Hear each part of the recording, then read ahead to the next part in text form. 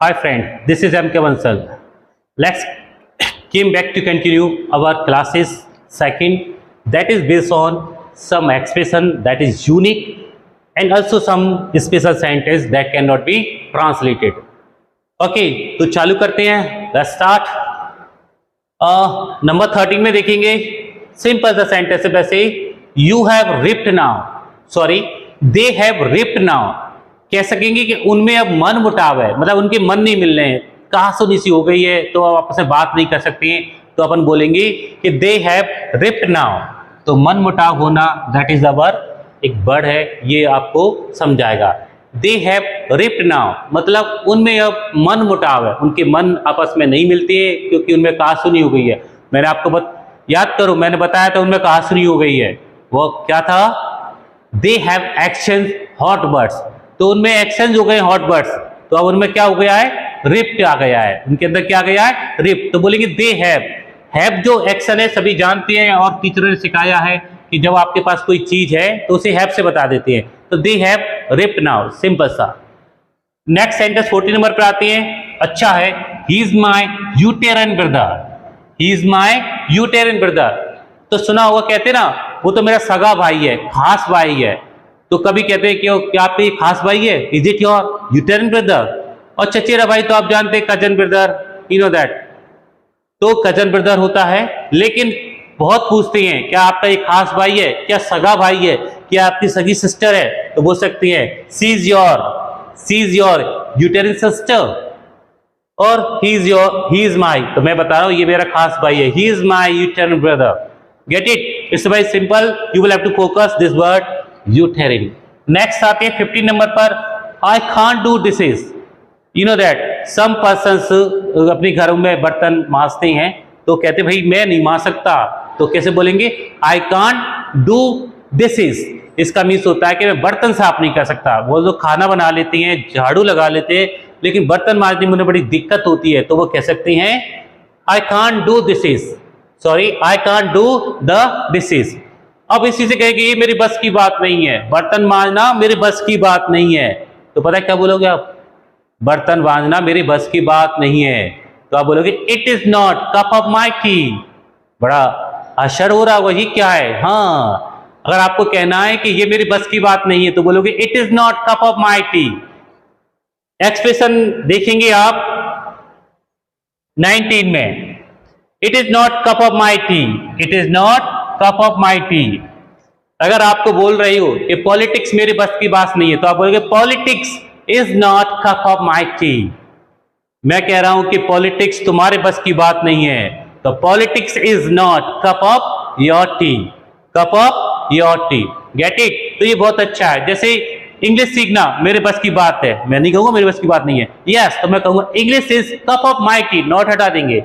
English is cup of my T, मतलब English मेरी बस की बात है, टू लर्न इंग्लिश.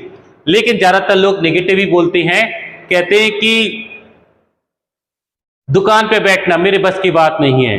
तो to sit at the shop is not cup of my tea. तो ये एक्सप्रेशन बहुत अच्छा है, काफी यूज करते हैं, और ये आपके मैगजीन्स, टाइम्स ऑफ इंडिया, ठीक है, इन न्यूज़पेपरों में ये काफी एक्सप्रेशन आता है. ये सारे एक्सप्रेशन जो हमने लिए हुए हैं वो न्यूज़पेपरों के थ्रू, मैगजीनों के थ्रू ही हमने इनको कलेक्ट किया हुआ है. तो बोल सकते हो इसमें लिखा आता है it is not cup of my T. ठीक है, टू पॉलिटिक्स. तो आगे अपन 15 नंबर हो गया. 16 नंबर को देखते हैं. 16 नंबर में क्या है? इट इज ओनली हेयर से. कहते हैं ये तो सुनी सुनाई बात है. कि तुमको कोई सुना रहा करे ये तो वो उसने राम ने चोरी किया या वो लड़का उस लड़की को भगा ले गया, तो कहेंगे ये तो सुनी सुनाई बात है. तो आप क्या कहोगे? इट इज ओनली हियर से. ये तो सुनी सुनाई खबर है. इट इज ओनली हियर से. हियर माने सुनना, सी मींस कहना, तो हो गया सुनी सुनाई, यानी कही सुनी. किसी ने कही, किसी ने सुनी.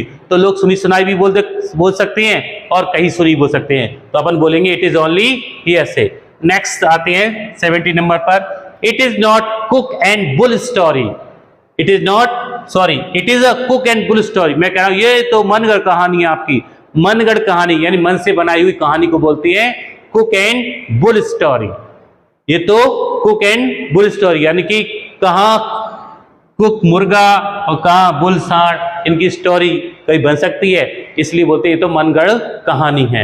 आगे देखते हैं, अच्छा है, there is no help for it, इसके सिवा कोई चारा नहीं है।